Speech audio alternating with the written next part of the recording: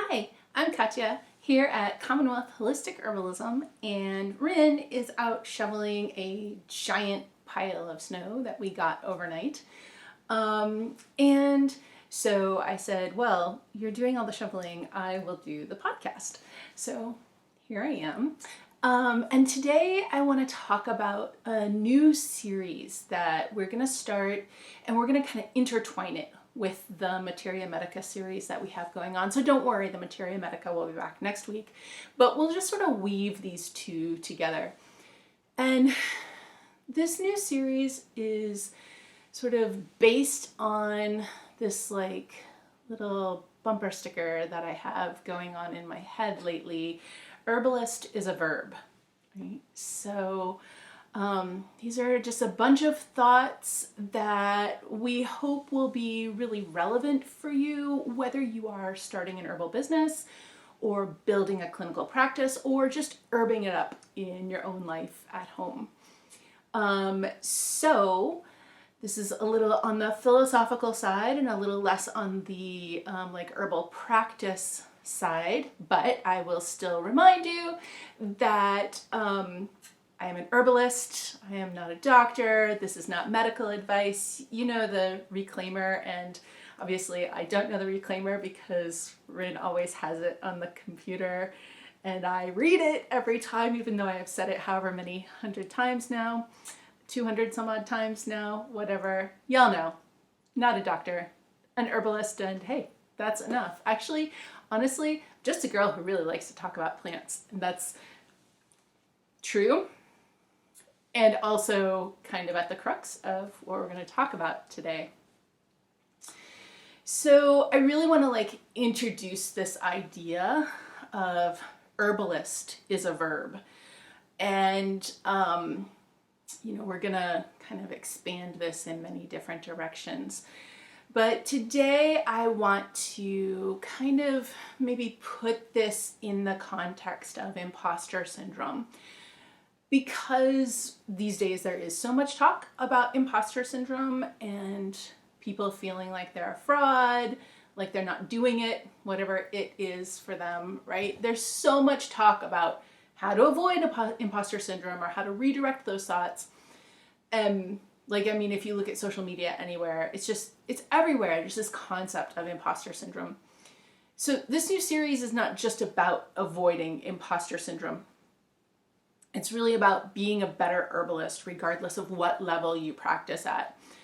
And it is absolutely about being more successful with your herbal strategies, whether that's at home or in business, all that kind of stuff. But for today, I want to start with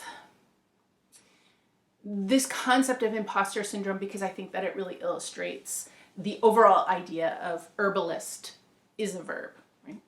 So if you think about that, what I'm really saying is that an herbalist is an action. A person who is an herbalist is a collection of actions. You will know them by their actions, right? And so imposter syndrome only ever happens if you make herbalist into a noun. Like if herbalist is your identity, or if you are using it as a name or like a title, it is a title, language works that way, but I'm getting really nitpicky about actions here, so just kind of be a little loose with the parts that we're going to be a little loose with and be nitpicky about the parts we're nitpicking. It's not the normal places where we would nitpick and be loose. Okay. If you're letting herbalist be a noun, a thing that you are, that's where you can get stuck in imposter syndrome. Or if you let herbalist be an adjective, a thing that describes you, that can lead you to imposter syndrome. But if herbalist is a verb, if herbalist is an action that you do regularly, then you can never ever feel imposter syndrome. It will never happen to you. Let me explain. So like I said, right now, Rin is out shoveling the driveway. We got like 12 inches of snow last night, and of course the snowblower is in the repair shop, and our driveway at our new house is really long, so it's like a football field. So he's out shoveling. I think it might be more than a football field anyway. He is shoveling it all. And he could go into the world and say he shoveled the driveway. Like, you know, in casual conversation, like, oh, what did you do yesterday? Like, whatever. And no one would ever be like, you're such a fraud, right? He would never feel like an imposter because the driveway is shoveled and his muscles are sore, right? Like, this is a thing that happened. It is true. It is real in the world. It is a verb. He shoveled. Past tense, but still. If you make Herbalist that in your life, you will never feel imposter syndrome. If Herbalist is a piece of paper that you hang on the wall or a pile of books that you have, and then you go and say something about herbs in casual conversation, it's really easy to get into that place where you feel a little defensive because someone might, maybe they ask a question and maybe you don't have an answer, and then that imposter syndrome really creeps in, or maybe it rushes in, right? But if Herbalist is what you do every day, even if you have a day job, even if you're still a student, any of those things, it's just something that is an action that you do in your life, then you're never really out there saying, I'm an herbalist, and then people say to you, well, prove it, and then you panic. Like, that isn't what happens. You're just out there talking about the tea you made yesterday, and, oh, yeah, I'm dehydrating some red clover that I grew this summer or whatever, and you've got tinctures macerating on your counter, and you're trying some new herb that you never worked with before. You can't feel like an imposter because the jar is on the counter filled with the vodka and the whatever plant the catnip, whatever you're making a tincture of right now, right? It is real. It is an actual thing. It is on your counter. It is taking up space. Your, housemates or spouse might be complaining about that fact, right? And so the things that you're talking about and the way that you're talking about them, they are the proof. They are your actions. Okay, you might not know everything in the world about all herbal things, just like Rin may not know everything there is to know about all the different kinds of shovels there are in the world. That doesn't mean he didn't shovel the driveway. And if somebody says, oh, did you use this kind of shovel or that kind of shovel? He'll be like, I don't know, my shovel's gray, man, and I shoveled a lot of snow with it. He doesn't feel like an imposter. He just is like, my shovel is gray. It's got like a little metal strip on it. There was ice in the snow. It sucked, actually, right? When you are speaking from your actions and somebody asks you a question and it goes into territory that you don't really know, you never feel ashamed to just be like, oh, I don't know about that, but let me keep telling you about my catnip tincture because I'm really excited about it. Like, it doesn't really trap you in that place of like, oh God, there's stuff I don't know, right? Because you're talking about what you do know. You're talking about what you do, like your actions, your daily life. So it doesn't feel like, oh God, there was one question I didn't know the answer to. Now I question my entire existence. You can't question your existence. The catnip tincture is right there on the counter. It exists. It's real, and so are you. This is also why so often we talk about never suggesting something to other people that you haven't tried yourself. For example, if you've never tried blue vervain, but you read in a book that it does this or that, and you tell people, oh, you should take vervain because it does this or that. At that point, you're kind of in danger of imposter syndrome because they may ask a question and you don't have much to go on. You just read a line or two about it in a book and you don't have any more depth than that. You're like kind of stuck at that point. But if you read in a book that blue vervain can do this or that, and you think, oh, really? And then you make vervain your herb of the month or herb of the season or however long, and you study it a bunch, sure, in books, in videos, in anything, right? But also you take it every day. You keep notes about your experience. You keep notes about what you notice in your body and in your emotions. And after all that, you recommend vervain to someone. You have the authority of your experience and it's real. So if someone asks a question, if they say, oh, but it's so bitter, how can you possibly manage? You have so many responses. They just flood out of you because they are your lived experience. You'll be like, oh, I just take it as a tincture and I make a yuck face and then I just drink something else. Or, oh, I mix it in with these other things like Tulsi and peppermint and pennyroyal because they have strong flavors that I like and it just covers up the vervain.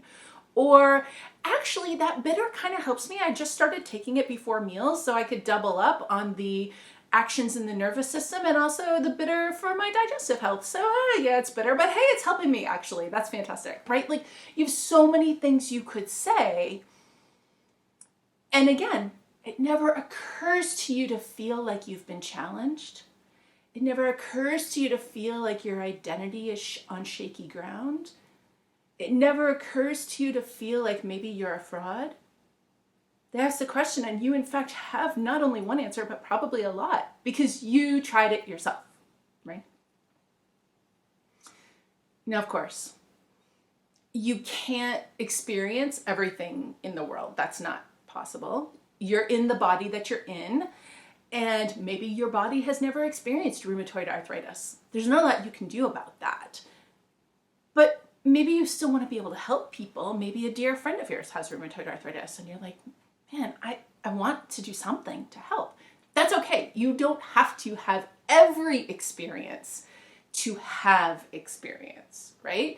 So the more that you experience with the plants and the more that you study, and in this case, you're gonna study, let's say, what people who do have rheumatoid arthritis have to say about what that's like in their body, and it is not the same. It is different from person to person. And so you spend a lot of time like reading or talking to people who have rheumatoid arthritis and learning about what that feels like in their body, and you spend a lot of time working with plants. And now you're starting to think, okay, this is over here is an experience I don't have, but this over here is experiences I do have. And if I were having this kind of experience, I know what these plants feel like in my body, and I can sort of start to imagine how I might weave those together, right? Now you can get somewhere. And so you meet up with your friend now who you want to be helping, you meet up with them in collaboration. Your experience of the plants and the plants in your body and their experience of what it's like to live with rheumatoid arthritis in their body. Those two sets of experiences come together and they just build this amazing full spectrum of knowledge. And by knowledge here, I really mean something more like muscle memory, something like lived experience, right? That knowledge is also going to include all the different people's accounts of living with rheumatoid arthritis that you read. Sure, that's preparation, that's study, that is whatever. But really, it is that deep muscle memory, that deep knowing of things inside yourself because you've done it so often. You never have to go check a book to remember what an apple tastes like. You just know because it's in you. You've tasted an apple however many times you've tasted it, or whatever fruit is your favorite, right? It's like that. Just like a person who's living with rheumatoid arthritis, they don't have to look up in a book what it feels like. They live with it every day. They know what it feels like. They're experts on it, in fact.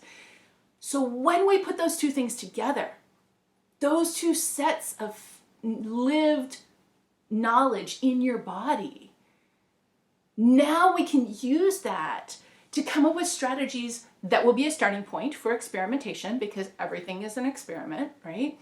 And ultimately that will lead to a protocol or a series of protocols that will really work in your friend's life and really actually be helpful for them. And that protocol will be that joining of the experiences that you have had, the actions, the verb of being an herbalist, the verb of herbalisting, and their experience of living in their body and knowing what that's like from day to day, right? Okay, now I want to come back to that certificate on the wall and that pile of books that I mentioned. There is nothing wrong with those. They are fantastic. It's great if you have those. It's great to document the work that you've done with a certificate. Absolutely. And of course, it's fine and even great to have a pile of books or podcasts or whatever else that you like. Books are great places to get ideas that you can then go test out in your body, maybe with your friends, and see for yourself if they really work. So when you're thinking about books, though, do note that publishers want to make money. And while we're on this topic, it's really the publishers who make most of the money from books, not really the authors. But okay, that's a side topic. So publishers want to make money. They don't really care if someone is a good herbalist. Most publishers are not out there vetting herbalists before they let them write a book. They just want a book to sell. And so they're researching like, what topics do people want to learn about? And if the book is about the topic, that's what they care most about. So not every book about herbs is good. And not every book about herbs is coming from real lived experience. A lot of herbal books out there are just copy and paste. Actually, probably, I guess soon they'll have AI write the books. Who even knows? But that's never going to be a problem for you. It's not going to matter if you get a book and it turns out that book isn't good. You're going to know. You don't have to say, I'm afraid that I won't know. I'll be misled by a book that maybe it doesn't have good information in it. You're going to know. Why are you going to know? Because you're going to see something in a book. You're going to say, that's very interesting. Let me try it and see. And then you will know for sure. You won't ever have to think, what if I don't know that this book isn't good? You will know because you will try what it says. And if it works, then it works. And if it doesn't work, maybe that book was a better doorstop, right? It's fine. But ultimately, the key here is the verb. You tried it, right? You experimented. There was an action and you did it. All right. So that's some philosophy around this bumper sticker that's been bouncing around in my head. Just to sort of introduce the idea, let's think about it for a minute in some real life terms. If you're wanting to start an herbal business in the world and you're thinking, oh, I want to make sure that my business is solid and good and has integrity and that I don't feel like an imposter while I'm out there with my herbal business, then make sure that part of your business work is that you in your own life herb it up every day, right? And that might look like making new formulas every day and testing them out with your friends and family so that you can come up with something really special for your product line. Absolutely.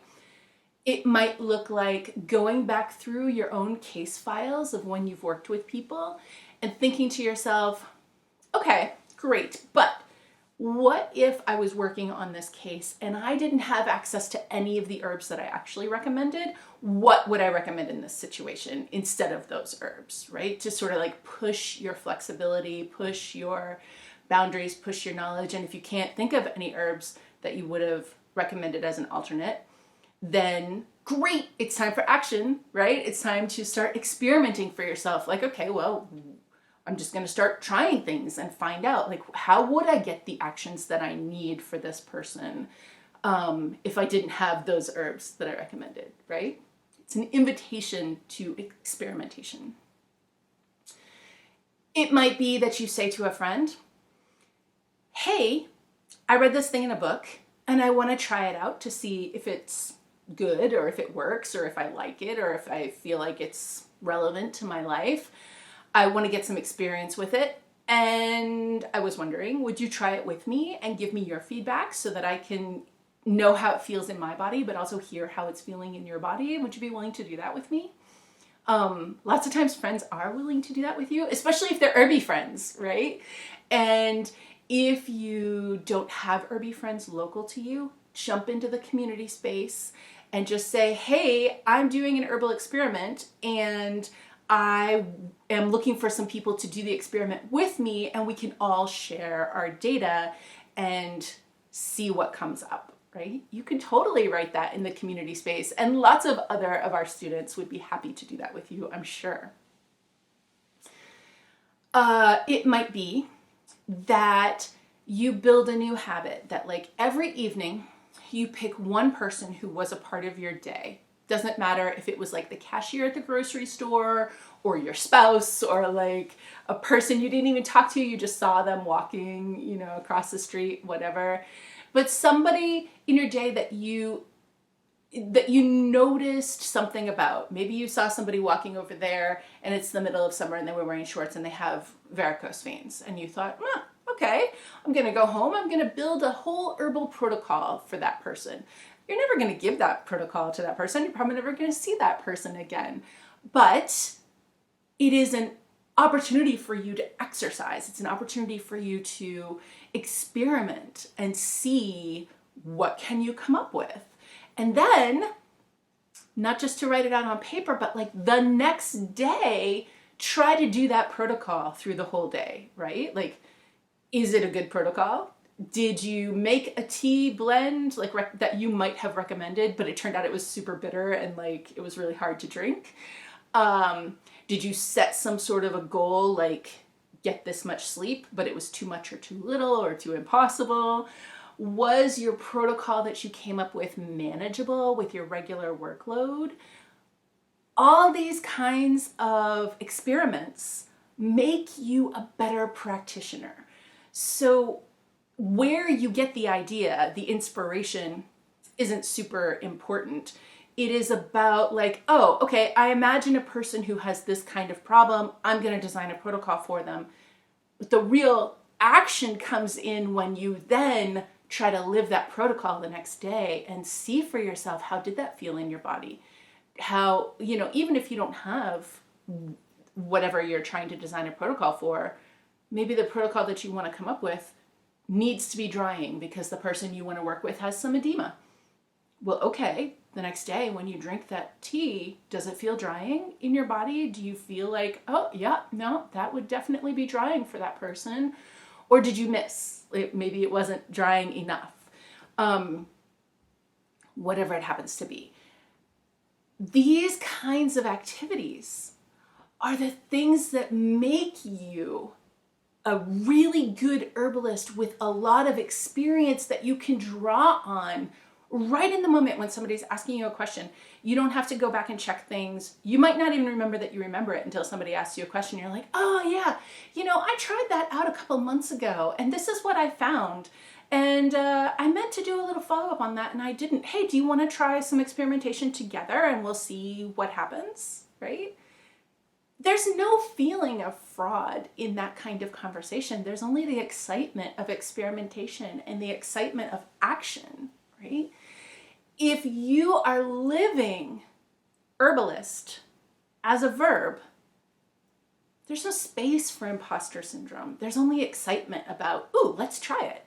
Let's find out, you know, or drawing on the body knowledge that you have of, oh no, I tried that a couple weeks ago and this is what I found out about it, you know? It's never too late to start this kind of practice. Like if you've been feeling like your herbal studies are a little bit abstracted lately, if you've been just reading a lot of stuff and your head is starting to swim with all these herbal facts, it is the perfect time to verb up your herbalisting, right? And it doesn't matter if you don't have a ton of time or, you know, you only have half an hour every day that you can devote to herbalism. That's fine. You don't have to work fast.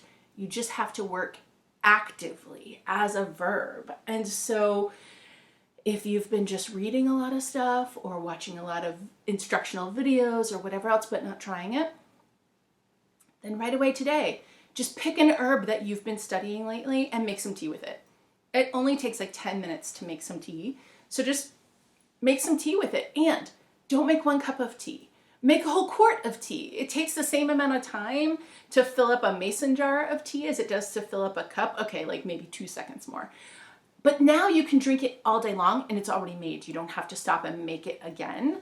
And so you're getting more experience for the same time expenditure. You're just going to carry that mason jar around with you and drink the whole thing all day, whatever it happens to be.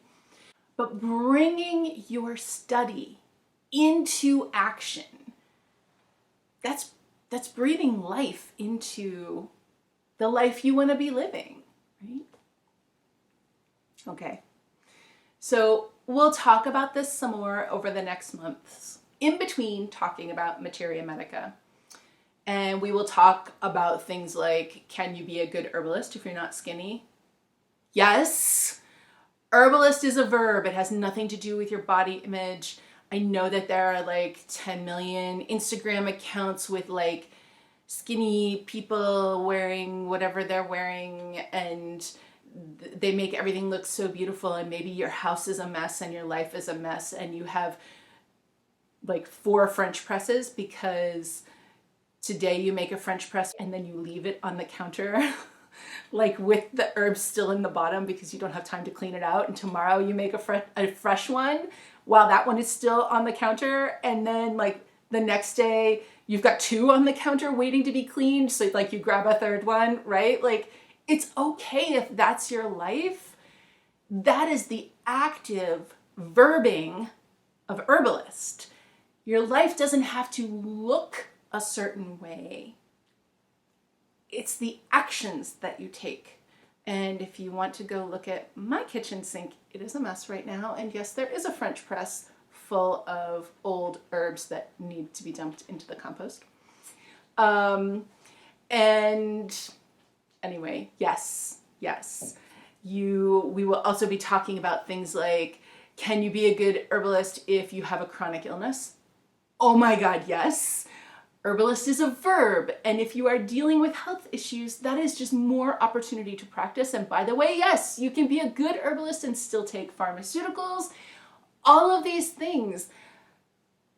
Being an herbalist is a collection of actions, and if you are herbalisting and you take some pharmaceuticals that really help you manage some health issues, then hey, you're getting a lot of experience about making sure that you are safe with your herb-drug interactions, and that's extremely valuable.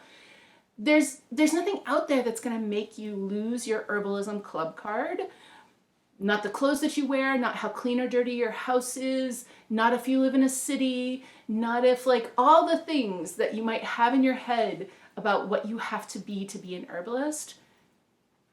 You just have to be a verb. You just have to verb herbalist. That's it. We're also going to talk about professionalism, about some of the best ways to collaborate with clients to help them have successful outcomes, the best ways to come up with new products, everything that sort of falls under the verb of herbalist, the verb that is herbalist, and probably more stuff as well. So stay tuned for that. But next week we'll have some more Materia Medica. Oh, and one more thing that I'm supposed to remember to say is that you should verb your herbalist with us. We would really love to have you, and we want to help you be a verby herbalist. So when you take online courses with us, whether it is the very beginning level or working as a community herbalist or a clinical herbalist, working through the business program, we're always trying to help you be very active in your work. There are twice a week opportunities to talk to us live.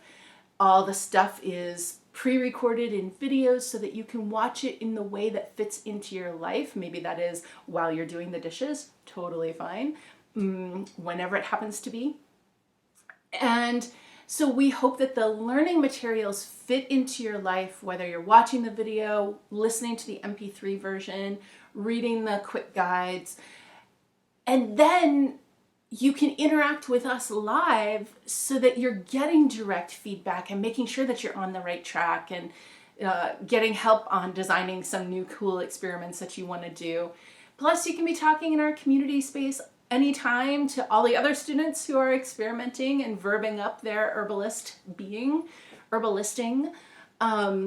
Anyway, you can find all of our courses, all of our programs at online.herbalism.com. www.commonwealthherbs.com. You can start with some free courses so that you can see if you like to be a verby herbalist with us. And I think now that I have done all the things that are supposed to go into the podcast, and I think now is the part where Vin says, take care of yourselves, take care of each other, drink some tea, and Verb Herbalist today, this week, right now, all the time. Just verb it up. Bye-bye.